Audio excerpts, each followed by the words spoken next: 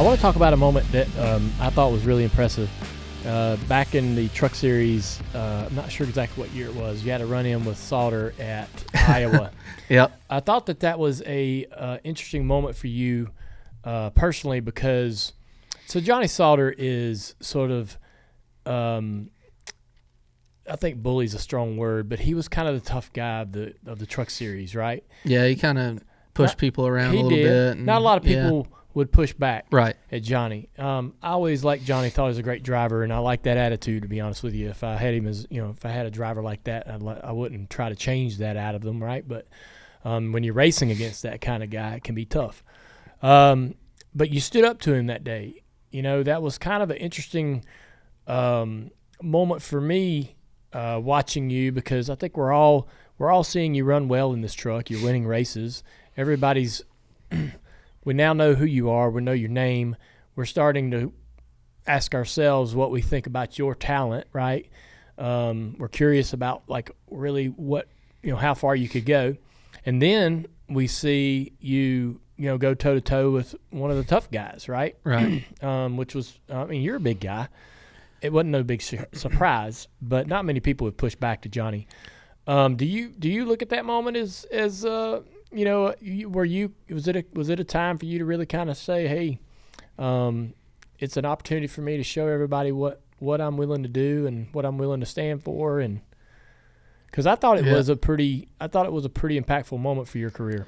Yeah. So, growing up, my dad always had a saying where he's like, don't put up with nobody's shit. Like that's just the way it is. And, I just remember from back in middle school and high school and stuff, like I wasn't this size that I am now. Like I was not. Now I was 6 foot, 6'1", 2, whatever. But I wasn't. I was like, I think when I graduated high school, I was maybe like 170 or something. Like I was pretty slim. Like I wasn't like what I am now. And so there were times that I got bullied in school, and I used to just kind of put up with it. And finally one day I go home to my dad, and he's like, well, go tell the teacher, go tell the principal this, go tell the people that you need to tell. And if they don't do something about it, like, you know what you got to do. And I'm like, man, I've never fought before. Didn't want to do it. And I remember like it was yesterday, I had a kid in school. We were in the gym or whatever, and comes up pushing me and that. And I'm like, man, please just go away. I don't want no trouble. Keeps on. Well, then I finally just lost it, and we throw down, and from then on, that was kind of the turning point for me. That like I'm not gonna put up with nobody's shit no more. Like I'm gonna stand my ground, and I don't care how big you are. Like I'm gonna go toe to toe with you. And that day, I knew Johnny Sauter. I've seen him race, and that day, it happened. It happened before Iowa. I think it was the week before. I don't remember where we were at, Texas or something, Vegas maybe.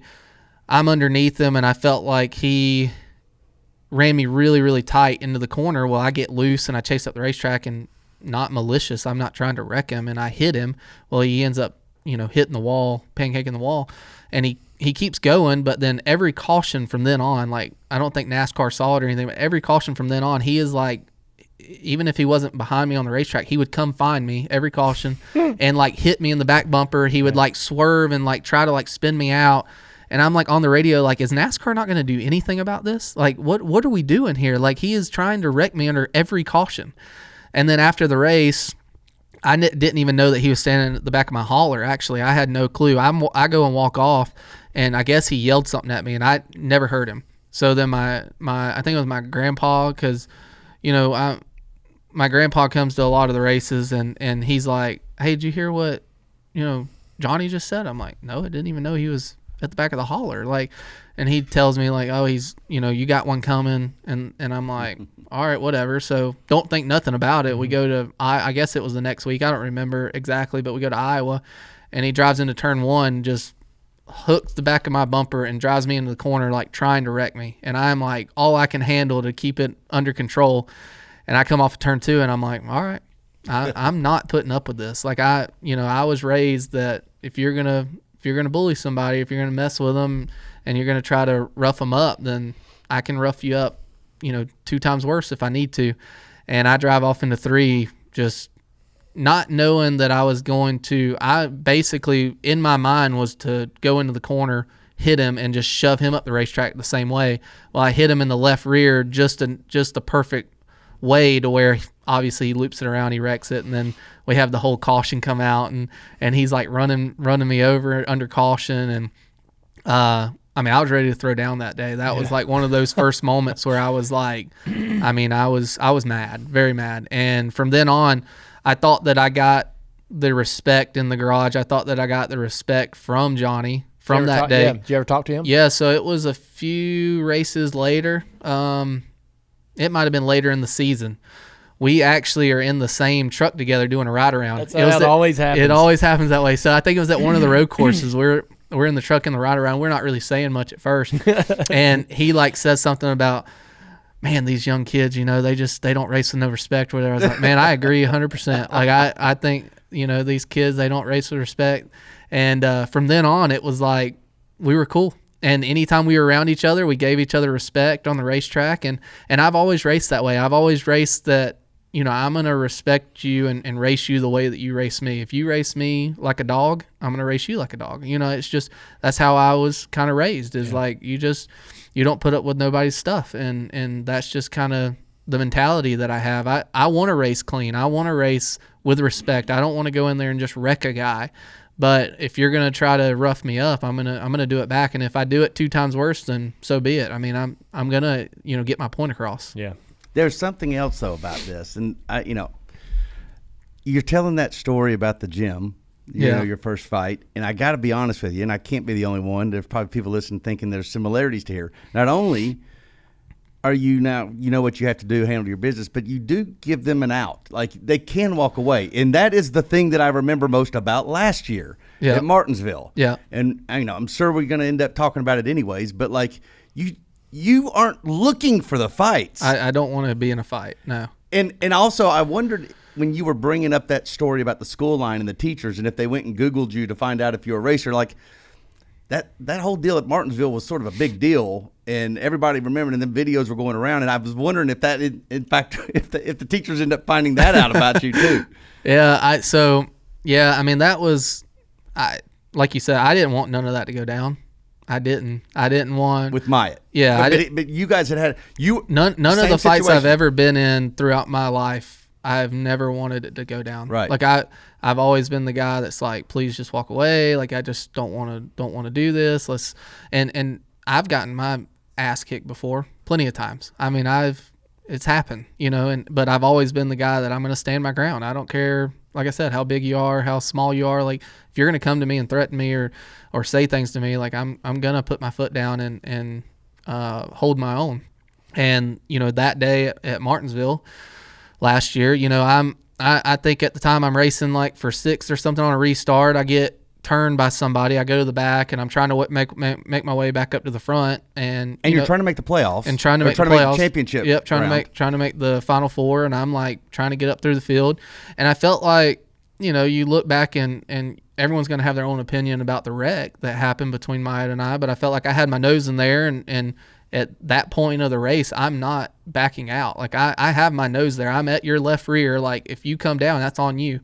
And I felt like he turned across my nose, came down, and kind of wrecked all of us. And then the thing that happened next was after the race, I get out of the car, and I've never been one to really go up to somebody after a race, like go up to their car. The only time I've ever done that was Josh Berry, and that was in 22 at the start of the season. I remember that. But even in doing that, like I had plenty of time to like calm down, and all I did was go and shake his hand. I'm like, I'll remember that, you know. And then we talk about it, and we're good. Like Josh and I are actually buddies. Like we talked about it, and we were good. I understood the situation. He didn't mean to do what he did. He got in my left rear, and I couldn't hold on to it. I got in the wall. But anyways.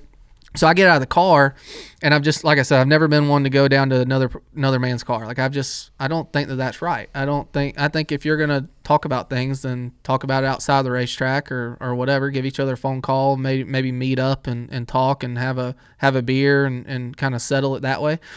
So I get out of the car, and I'm like, in my mind, I'm like, I'm going to go say something to him. I'm going to walk down to his car. I'm going to go say something to him. I'm going to at least have a conversation. And I said, no, I'm too mad right now.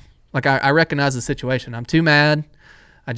missed out on the Final Four by 7-8 points, whatever it was. I'm like, this is probably not the smartest thing for me to do. I don't need to go down there and start anything with him. So I'm like, all right, I'm not going to say anything. So I'm sitting there talking to my crew guys, and we're talking about the race, talking about the car, what we could have done better, and blah, blah, blah. And everybody's kind of high-fiving and saying, good season, this. And I just remember talking to one of my guys, and I glance over, and out of the corner of my eye, I see somebody in a race suit walking towards me.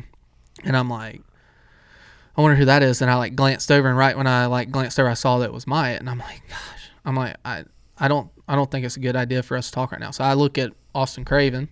I'm like, don't let him come up to me. I don't want to talk. Let's talk about it tomorrow.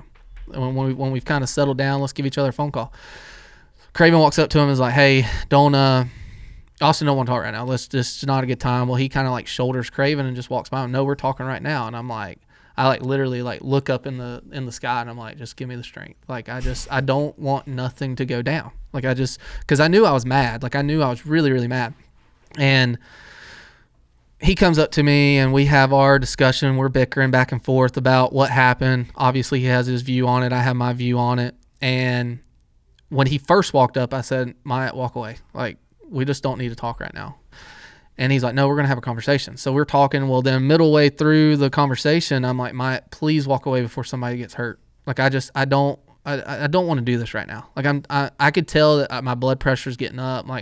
I'm starting to get mad. My face is getting red. I'm boiling. And because I didn't agree with what he was saying, he didn't agree with what I was saying. And there was a third time I said it. I'm like, please just walk away before somebody gets hurt. I'm over it. I'm done talking to you. And I just remember he goes to, I don't remember exactly what he said, how he said it or what he said, but he goes to say something that was kind of off racing topic. It was not really something to do with what happened on the racetrack. It was off racing topic. And right when he did that, he went and said that, and he had his hands in his pockets the whole time. Well, he goes and takes his hands out of his pockets when he goes to say that, and you can't see it because the video is so far away. Yeah. He goes and takes his hand out of his pocket. He takes a slight step forward towards me, and when he did that, I reacted. Yeah. Because I've always been told that whoever gets the first hit off is normally got a higher percentage of winning a fight than the guy that throws the second punch. So, especially if they throw like you do. Well, and so yeah, I mean that's kind of how it went down. Is I warned him, I did this, that, and I did not want it to happen. I felt terrible about it the whole next week. I didn't have no service the whole next week because me and Richard, we went elk hunting up in Montana. So I had no cell service where we were at. And I get back, and when I get cell service, I'm hearing all these rumors. I'm hearing all this stuff about lawsuit and this stuff going on. And I'm like, what are we talking about? What? So Wayne Alton calls me and gives me a rundown, says, hey, we need to have a conversation. When you get to Phoenix, let me know when you're going to be there. We have the conversation. We talk about what went down and how it happened, and ultimately I apologized to him, told him that, I didn't want it to happen. I didn't want that to go down the way it did.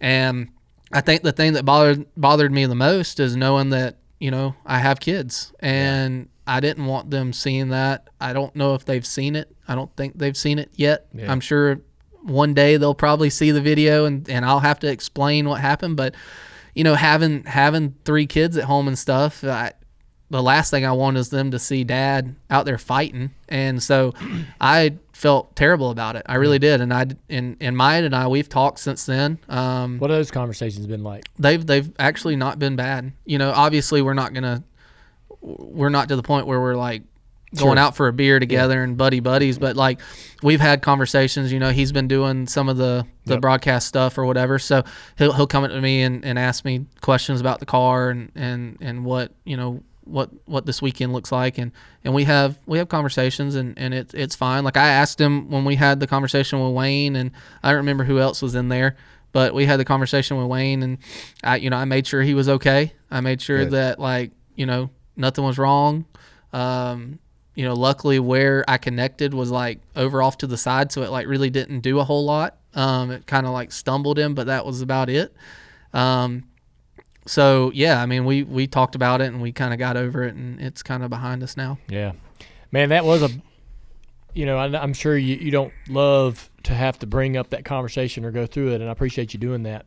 But I will say, man, we have disagreements and arguments between drivers from time to time, and you think that it might come to blows, but rarely does it. And that video was profound, man.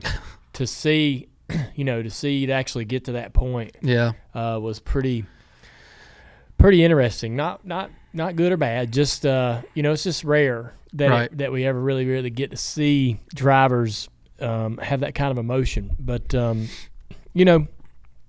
think it's your brand, its own brand with who you are, and as bad as and I understand you wishing that it didn't happen and having some regrets about it, but it sent a message, intended or not. Don't piss him off. Yeah, through the rest of the series. Because the way I was raised and stuff, I've never been the guy that like shoves people around. You see drivers getting fights all the time where they're like they push and shove. Like I've just never been the pushing and shoving. If you push me, I'm probably not going to push back. It's just going to be a closed fist at that point. Like that's just how I was brought up. I mean, I don't want it to get that way, and I've never wanted to fight. I don't look for trouble. It's not like I'm going out trying to find trouble each and every week. And I feel like for the most part, since that's went on, like I haven't had any real run-ins. I haven't had any run-ins. I've had some guys come up to me like maybe mad and about certain situations. Perfect example was Chandler Smith and I at Michigan. We got together off of turn 4 coming to the white flag. Did not mean to hit him in the left rear and turn him like I did. And we talked about it after the race, and I've done a better job since then of just kind of controlling my emotions a little better. I mean, I've kind of been like, all right, I need to work on this a little bit more. Like maybe I should not get to that point so easily. Like maybe I should like try to control my anger a little bit more. And so I've worked at it. It's not like I haven't. And so Chandler and I talked about it, and then, we had another conversation come Monday morning because, Colleague and RCR, we have that alliance with each other. So we talk during our pre-race meetings or post-race meetings rather, every week. And so we had a conversation about it, and we were able to handle it like men and move on.